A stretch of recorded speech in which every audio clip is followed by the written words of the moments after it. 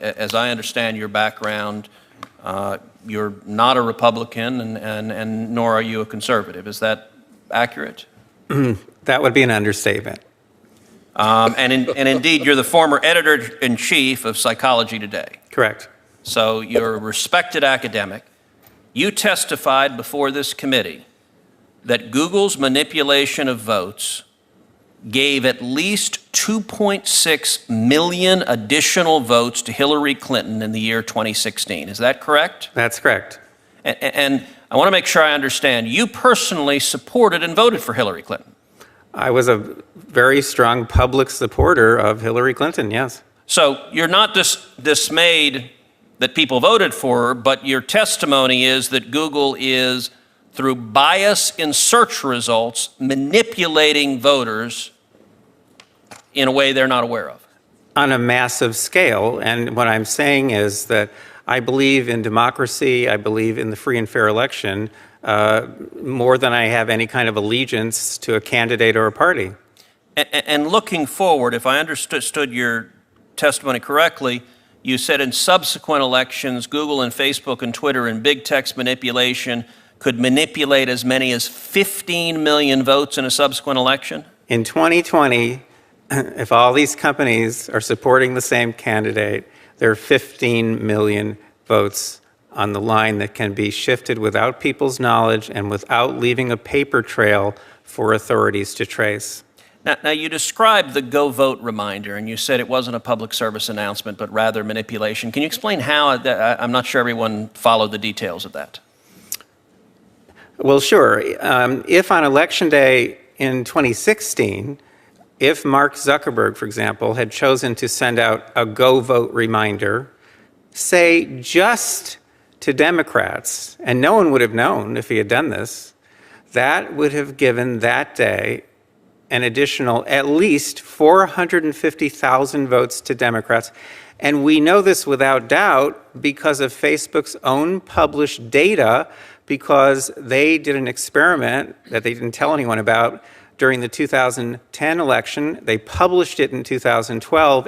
It had 60 million Facebook users involved. They sent out a Go Vote reminder, and they got something like 360,000 more people to get off their sofas and go vote who otherwise would have stayed home. The point is, I don't think that Mr. Zuckerberg sent out that reminder in 2016. I think he was overconfident. I think Google was overconfident. All these companies were. I don't think he sent that out. Without monitoring systems in place, we'll never know what these companies are doing. But the point is, in 2018, I'm sure they were more aggressive. We have lots of data to support that. And in 2020, you can bet that all of these companies are going to go all out. And the methods that they're using are invisible. They're subliminal. They're more powerful than most any effects I've ever seen in the behavioral sciences. And I've been in the behavioral sciences for almost 40 years. You know, our Democratic colleagues on this committee often talk about what they view as the pernicious effect of big money and big corporate dollars. What you are testifying to is that a handful of Silicon Valley billionaires and giant corporations are able to spend millions of dollars, if not billions of dollars collectively, massively influencing the results of elections. And there's no accountability. You said, we don't know. We have no way of knowing if Google or Facebook or Twitter sends it to Democrats or Republicans or how they bias it because it's a black box with no transparency or accountability whatsoever. Am I understanding you correctly? Senator, with respect, I must correct you. Please. If Mark Zuckerberg chooses to send out a Go Vote reminder just to Democrats on Election Day, that doesn't cost him a dime. Fair enough. Do you happen to know who the Hillary Clinton campaign's #1 financial supporter was in the year 2016? I think I do, but please remind me. The #1 financial supporter of the Hillary Clinton campaign in the 2016 election was the parent company of Google, Alphabet, who was our first witness. They were her #1 financial donor, and your testimony is, through their deceptive search methods, they moved 2.6 million votes in her direction. I would think anybody whether or not you favor one candidate or another, should be deeply dismayed about a handful of Silicon Valley billionaires having that much power over our elections to silently and deceptively shift vote outcomes. Again, with respect, I must correct you. The 2.6 million is a rock bottom minimum.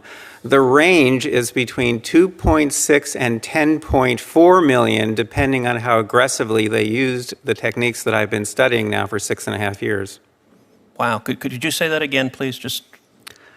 The 2.6 million is a rock bottom minimum.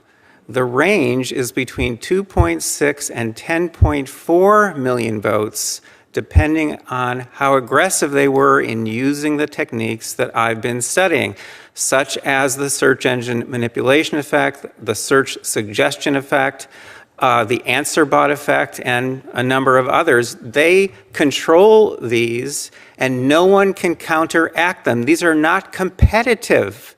These are tools that they have at their disposal exclusively. If any headline comes out of this hearing, that should be it.